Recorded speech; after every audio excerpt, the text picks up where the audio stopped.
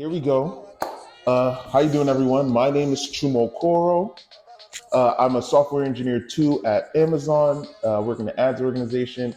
And right now we are currently in Lagos, Nigeria. So I hope y'all can kind of see the background. It's a nice little skyline. It's the evening, so we got that nice hue in the background. But yeah, basically, I'm in the Lagos, Nigeria office. I came here to visit family, but also I wanted to check out the AWS location in Nigeria. So that's actually where we're at. We're in the AWS Lagos, Nigeria office that just opened this year. And I'm meeting people, and I met a new friend. Why don't you introduce yourself to everyone? Hello, everyone. My name is Demola, Demola Are, also known as Are, which is my artist name. I'm a pharmacist by training, but I also work for Amazon public policy, focused on healthcare issues. Right, nice. So yeah, basically, the thing that kind of stood out to me as to why I wanted to at least interview you was the fact that you work at Amazon, which is known as a pure tech company, and you have a background in pharmacy. So I wanted to learn a little bit more about that, and I wanted to see, is there a way that technology reaches your day-to-day role? And of course, don't speak about the exact what you do on a day-to-day, like sensitive information. But I'm curious on how that technology and medicine, pharmacy intersection. How does that work and exist? Yeah, that's a great question. I think, if you look just at healthcare in general, recently, a lot of, technology companies have invested quite a bit. You look at Google, you look at Apple, obviously Amazon. You think of telehealth during COVID and being able to still see your doctor and things like that virtually. So a lot of companies are, focused on utilizing technology to make healthcare better, Right. cheaper, more accessible, while still maintaining that quality. And a lot of that general premise kind of guides my work. Right.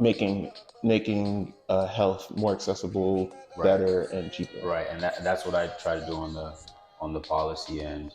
So the technology that the business is pushing is doing what it's meant to do. Right. Yeah.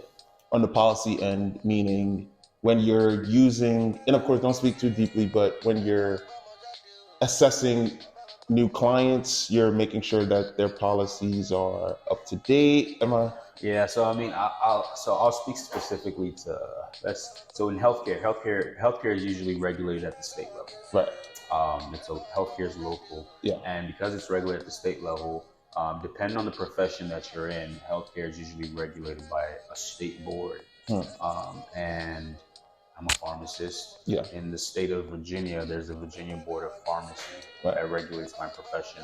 The Virginia Board of Pharmacy can put out a regulation, and it will impact me somehow. So I need to be aware of that and understand how it impacts. And as a pharmacist as well, or I also have the ability to engage, right, and say, hey, thank you for putting this together, but we could probably think about this a different way.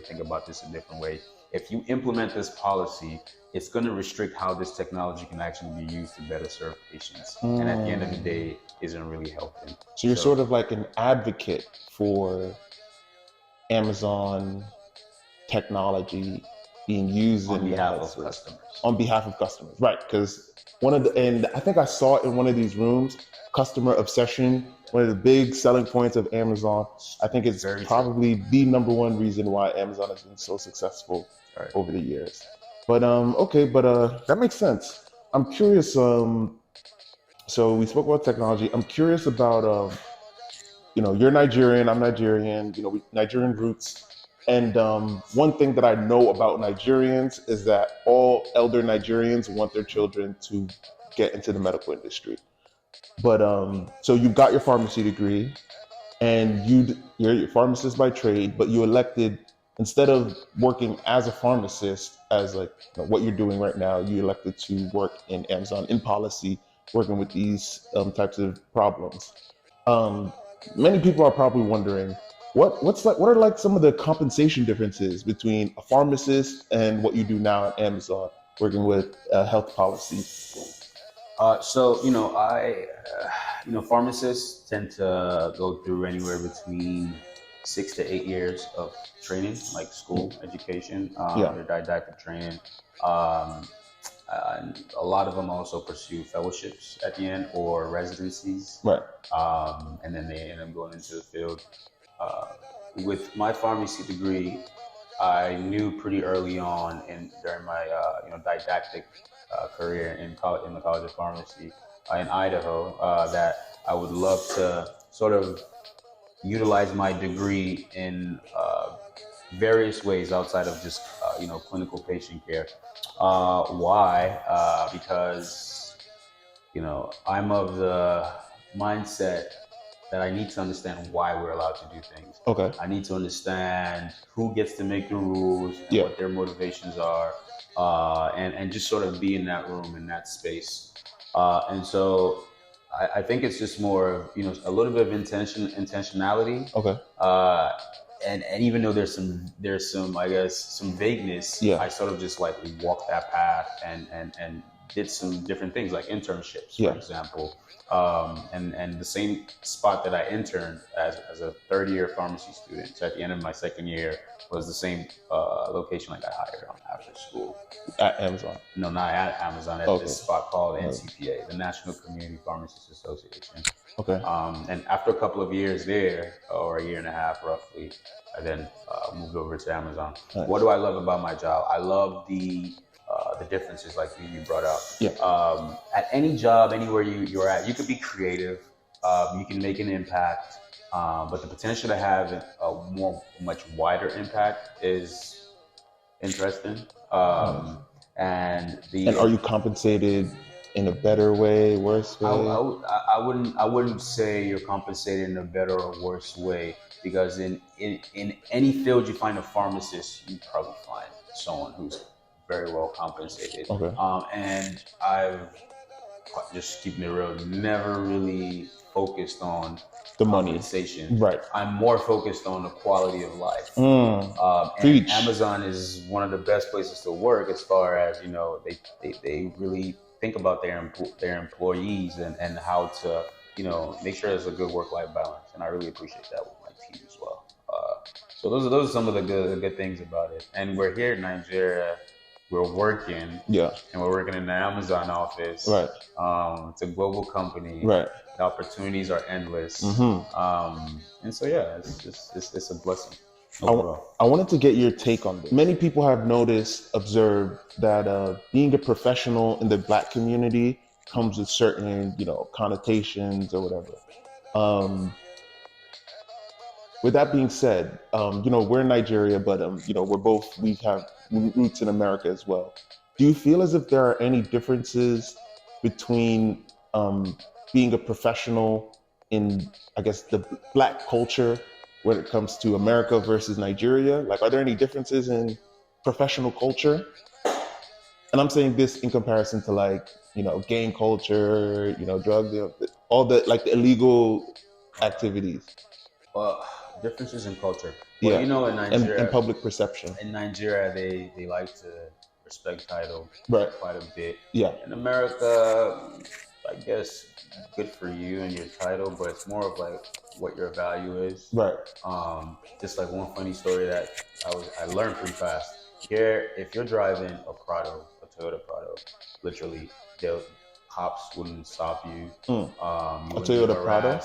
Is that like a really luxury car? It's a car. It's like a Toyota. It's like a Toyota truck. Okay. But if they see you in a Benz or a Camry and you're young and maybe you have dreads, they stop you and try to extort you, et cetera, over here. Et cetera. Yeah, and it's not everybody. It doesn't. It's not like it's rampant, right? But it happens. It happens often enough that it's not that nice. Right.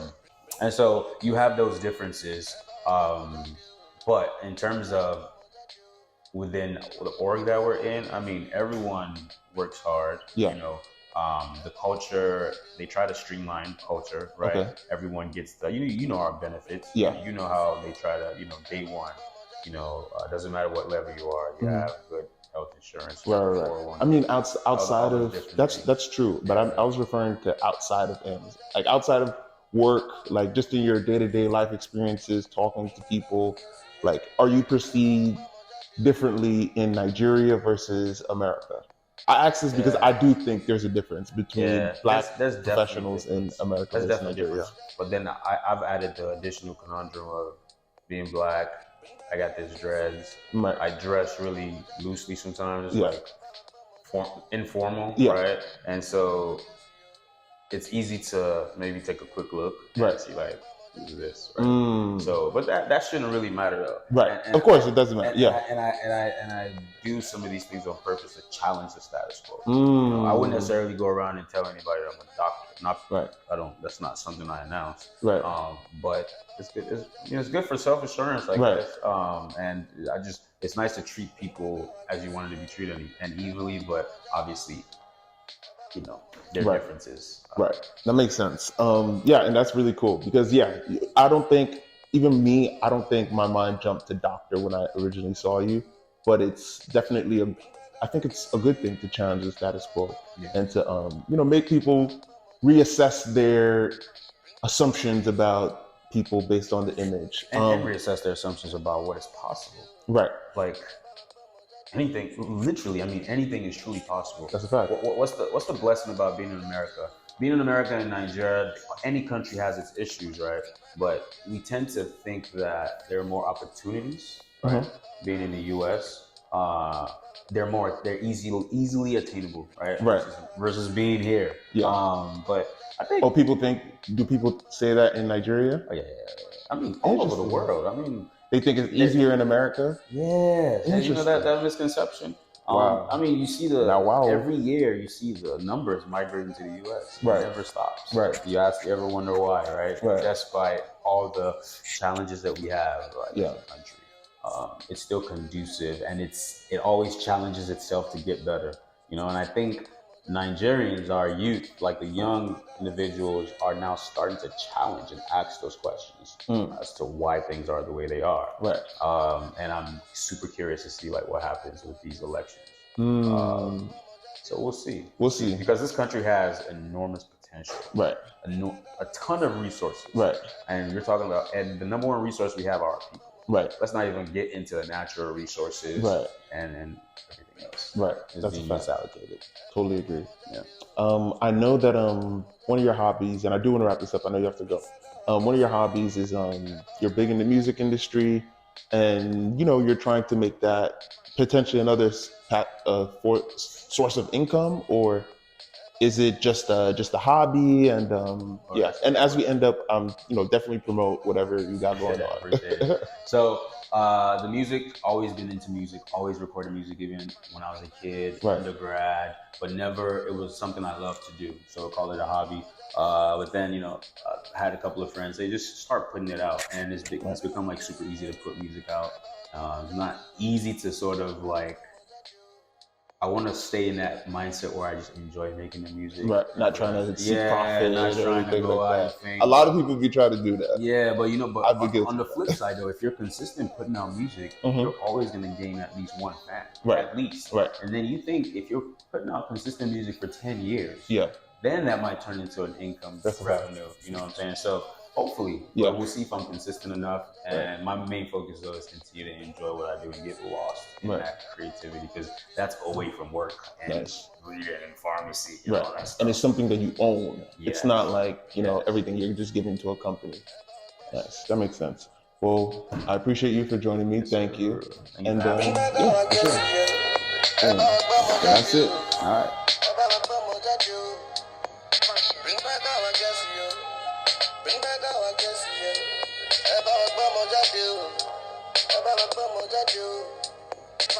Bring back our guess,